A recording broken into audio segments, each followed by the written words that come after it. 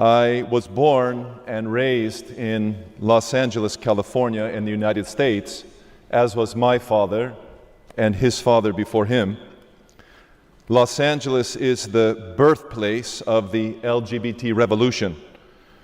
Los Angeles is the international center for homosexual propaganda and activism, the leading producer of its literature, the primary source of its media, the location of its religious iteration in the so-called gay church, and the center of its financial base in Hollywood. More gay and lesbian institutions have been started in Los Angeles than anywhere else in the world. AIDS was first discovered at Cedars-Sinai Hospital in Los Angeles, wiping out what was for gays a golden age of so-called sexual freedom. Los Angeles was the site of the first homosexual uprising in history, 10 years before the Stonewall riots in New York City. And it was there that the first so-called Gay Pride Parade was held in 1966, just a few months before I was born. At that time, the gays dragged a 20-foot papier-mâché phallus down Hollywood Boulevard, truly an expression of the idol of their devotion. I stand before you today, dear friends, as someone who has lived through the revolution, a revolution more disturbing to the norms of human civilization than perhaps any other revolution.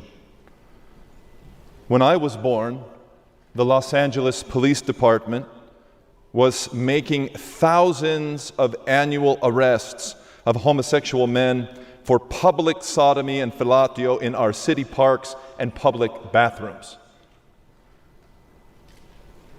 There's a long and consistent history of unusual bathroom use in the LGBT community that has consistently endured. Even a sitting U.S. Congressman, Larry Craig, was arrested in 2007 for soliciting homosexual sex in the Minneapolis-St. Paul International Airport. Today, there are digital apps that guide homosexual men to particular bathrooms for sexual acts throughout the airports and other public places in America. Keep that history in mind when you hear about the contemporary debates about the so-called transgendered bathroom bills. That is a history no one is talking about. Hollywood in the early 1960s, though already deeply corrupted by sexual anarchy, was still submitting movie scripts to bishops and priests for approval, for moral evaluation before going to screen production. At that time, in the late 60s, still 75% of American homes were occupied by married couples, husbands and wives, fathers and mothers to our children. Most of the United States had anti-sodomy laws. Los Angeles had its own ordinance against cross-dressing. California's law code referred to homosexuality as the infamous crime against nature. How ironic that in these few decades now, the only infamy is to consider homosexuality an infamous crime. Americans just a short while ago knew that sex could be unnatural, that perversion existed and was unhealthy, and that it was never purely private, and that it had tremendous public consequences. That was 50 years ago. Today, California is transformed. It is the paradigmatic study for the radical rise and cultural ascendance of the Rainbow Revolution, and no one should ignore California's lessons, for they are being propagated around the globe today. What is the pattern of that revolution? In 1953, One magazine, the first gay journal, began publication. In 1958, the Supreme Court of the United States ruled that homosexual magazines were no longer violations of the Anti-Obscenity Comstock Law. In 1955, the One Institute of Homophile Studies began offering courses, holding an annual conference, and publishing a journal. UC Berkeley taught its first undergraduate courses in gay and lesbian studies in 1970. By 1972, the first queer studies program was launched at San Francisco City College. These were the first gay studies programs in the world and have since spawned numerous gay and lesbian study programs at secular universities. Harvard University endowed the first chair for gay and lesbian studies in 2009. LGBT activists in the mid-20th century identified three major obstacles to the legitimization of homosexuality: the law, the mental health profession, and the churches. And upon these three obstacles, the movement fixed its gaze. It became more aggressive, organized guerrilla tactics, staged lesbian and gay kiss-ins in public, disrupted professional conferences of psychologists, especially those studying reparative therapy, and disrupted church services. And this aggressive LGBT activism was successful. In 1973, the American Psychological Association removed homosexuality from its list of pathologies. In 1975, all California laws against consensual homosexual acts were revoked. Having altered law and having altered psychology, the remaining obstacle was opposition in the churches. Religious opposition to the legitimization of sodomy remained and remains the bane of the LGBT movement. Roman Catholics, evangelical Protestants, Orthodox Christians, and Mormons, by far constituting the great majority of religious believers in the United States, remain dogmatically opposed to the legitimization of sodomy and committed to the support of the traditional family. Proving unable to intimidate believers, the LGBT movement turned its gaze to a full-throttled attempt at marginalization of America's traditional faith communities. Suppression and social ostracizing are the tactics today in the promotion of what is the most intolerant movement born in my country. A true celebration of intolerance. When the LGBT movement exploded on the scene in the 60s, its claim at that time was an appeal for societal tolerance. But any reasonable observer of LGBT literature, lifestyle, or parade display would conclude that the gay claim for tolerance is disingenuous. Gay literature over the course of decades in both academic and popular genres decried traditional marriage as patriarchal, chaste marital sexuality as sexual repression, and religious opposition to sodomy as base bigotry. Theirs was not a call for tolerance. Theirs was a call for the overthrow of traditional religious and civilizational norms for family, sex, and law. Gay pride parades provide a prism through which to understand the movement's angst. These parades feature, amongst other grotesque displays, a troupe of dancing gay men dressed in nothing but G-strings from the waist down and as Catholic nuns in full habit from the waist up. They call themselves the Sisters of Perpetual Indulgence. And they don't just walk in parades in front of politicians and CEOs. They enter churches. They disrupt liturgies. They defile holy things. They stand in communion lines and they commit sacrilege. Does that sound to you, friends, like tolerance?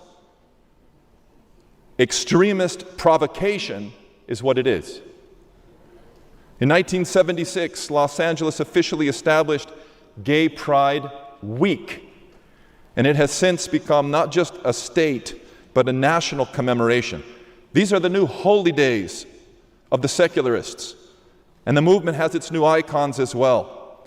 California has made May 22nd Harvey Milk Day to be celebrated in its public schools. And the LGBT activists have established gay, straight alliances on the majority of our high school campuses.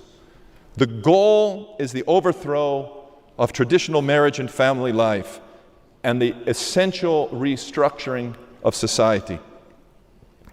Having victory in the media, in medicine, in psychiatry, in the law courts, and on the secular campuses, the LGBT lobby is now pressing for the suppression of dissent. The new immorality has been legislated. and all opposition must be silenced. Currently, the State Assembly of California is debating AB 1888, an atrocious bill that would strip California's Christian colleges and universities of any ability to receive federal and state financial aid unless they endorse same-sex marriage, and would expose these academic institutions to crippling discrimination litigation.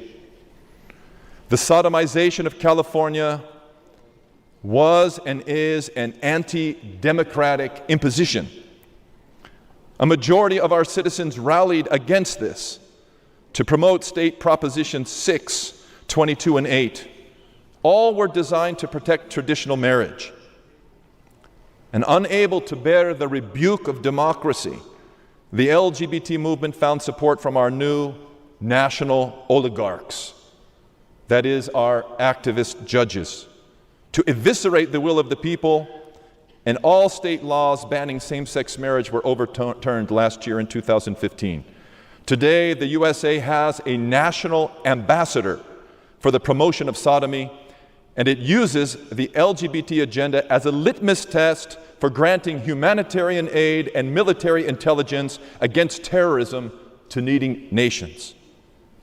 How far we have fallen.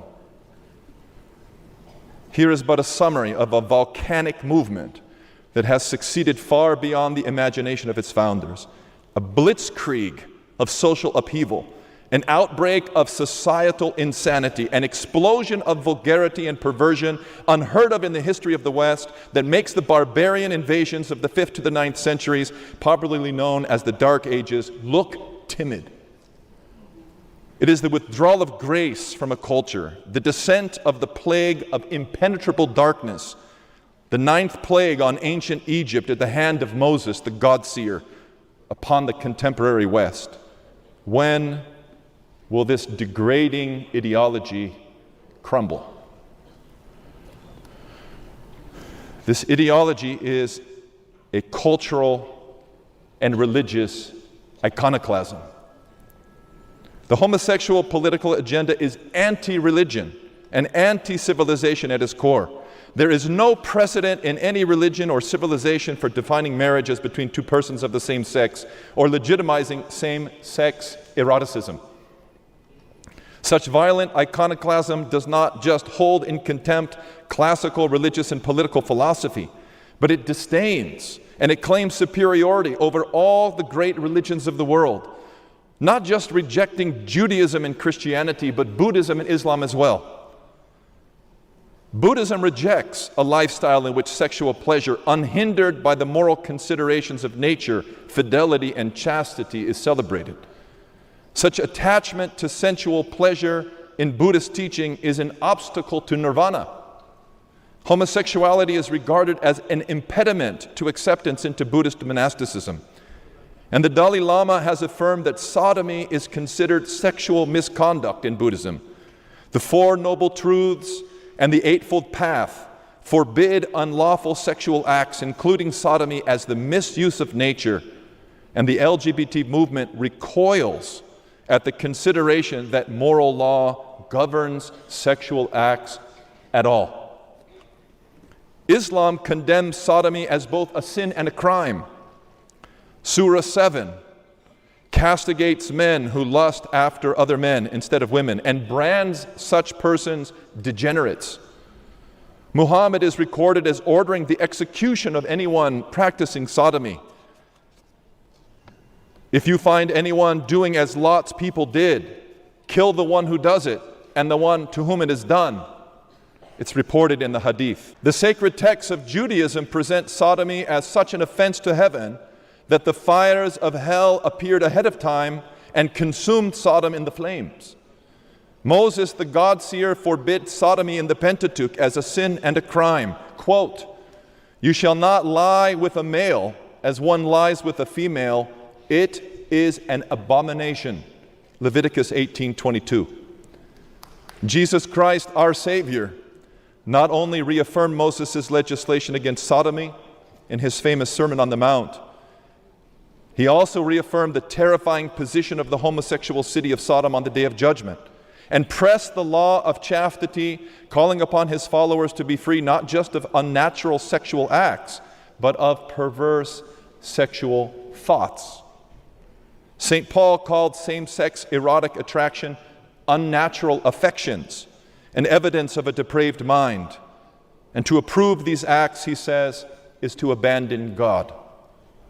Not even pre-Christian Greco-Roman society, so abused in gay apologetics, could bear with sodomy.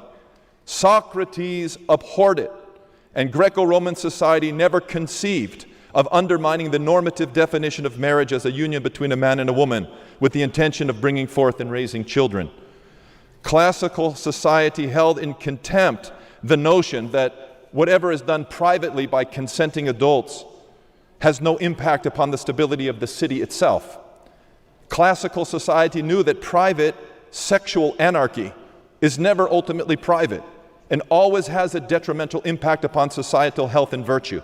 Eros was understood as a dangerous god, never to be given free rein, and sexual desire is never judged simply innocent of itself, nor justified by having love as its object. Both the object itself and the desire must be legitimate. They must always conform to nature and moral virtue, or else wreak destruction in private and public. Plato is clear. There is no such thing as safe sex if sex is against nature. So here is the essence of the conflict, my friends. It is the LGBT versus the JCIB. Judaism, Christianity, Islam, and Buddhism. Gay propaganda throws such classical wisdom to the wind without a thought, nor a reference, as though it never existed, as though these religious traditions do not possess the hearts of the great majority of the world's populations. They want civilizations to reorient themselves, overthrowing millennia of wisdom to embrace the legitimization of sodomy and to crown it with the august dignity of the title marriage. Such a cultural redefinition of marriage is suicidal. I have lived in the heart of the LGBT revolution, and I have witnessed my nation disgrace itself before God and men. And my counsel to beloved Georgians is this: stand firm in your faith against the LGBT revolution. Do not give in, or your cities will become like San Francisco, where there are 80,000 more dogs in the city limits than there are children. Tell the LGBT tolerance tyrants, this lavender mafia, these homo-fascists, these rainbow radicals, that they are not welcome to promote their anti-religious and anti-civilizational propaganda in your nations. May God bless your courage, and may God protect your lands. Amen.